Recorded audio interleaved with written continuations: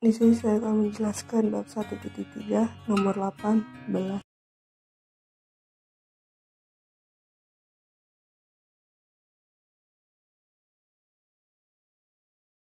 X tambah 2. Nah, baru itu kan X kuadrat tambah 7, X kuadrat tambah 10 ini kan bisa kita faktorkan menjadi X tambah 2, X tambah 5. Nah, baru kita tulislah sama dengan limit X menuju min 2, X tambah 2 dikali X tambah 5 per X tambah 2. Nah, X tambah 2 yang ini sama ini kan bisalah kita coret. Jadi nanti limit X menuju min 2 hanya ada ini kan, X tambah 5, jadi X tambah 5. Jadi sama dengan kita masukkan nilai X ini menjadi min 2. Jadi min 2 tambah 5 sama dengan 7 hasilnya. Di sini saya akan menjelaskan bab 1.4 nomor 4. Limit X menuju 0 terhadap fungsi 3X tan X per sin X sama dengan limit X menuju 0 3X. Nah, di tan X ini kita ubahlah menjadi sin X per cos X. Nah, jadi X per sin X ya kan. Baru pecahan ini kita bentuk dalam pembagian. Jadi limit X menuju 0 3X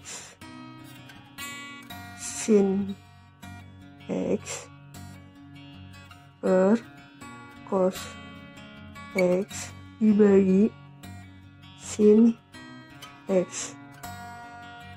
Nah, untuk membagikan sebuah pecahan dengan suatu bentuk, kalikan dengan kebalikan dari bentuk tersebut. Jadi limit X menuju 0 terhadap fungsi 3X sin X per cos X dikali 1 per sin X. Nah, setelah itu ini kan bisa kan dicoret sin X sama ini. Jadi kita coret lah ya. Jadi limit X menuju 0. Nah, kalau kita kalikan lah, ini tinggal 3X per cos X. Nah, dari sini kita udah kayak gini bentuknya, kita masukkanlah X ini menjadi 0. Jadi 3 0 per cos 0. Ini kan 0 kan, 0 per cos 0. Oleh sebab itu 0 dibagi bilangan apapun yang bukan 0, dia bakal hasilnya sama dengan 0. Di sini saya akan menjelaskan bab 1.5 nomor 4. Limit T menuju T hingga terhadap fungsi T per T min 5. Seperti yang dibilang ibu, ini tuh derajatnya sama. Jadi derajat tembilang sama dengan derajat penyebut. Jadi sama dengan limit T menuju min T hingga terhadap fungsi, kita buatlah per T lagi kan. T per T per T per T min 5 per T.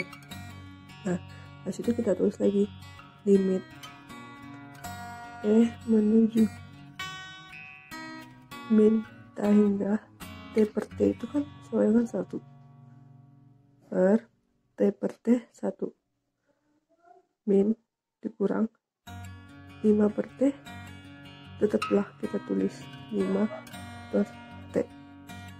Nah, dari situ kita masukkanlah T nya ini menjadi min T hingga. Berarti kita hanya masukkan ini kan. Jadi karena ini 5 per min T hingga, ini hasilnya bakalan 0. Jadi hasil akhirnya adalah 1 per 1. 1 per 1 sama dengan 1. Baik, di sini saya akan menjelaskan bab 1.6 nomor 4. Nyatakanlah apakah fungsi yang ditunjukkan kontinu atau tidak di 3. Jika tidak kontinu, jelaskan sebabnya. Di soal T sama dengan akar T kurang 4. Cobalah T ini menjadi 3, karena kan tadi di soal itu dibilang 3 kan, sama dengan kita buat T ini juga menjadi 3, akar 3 min 4 itu tidak terdefinisi, jadi dia tidak kontinu.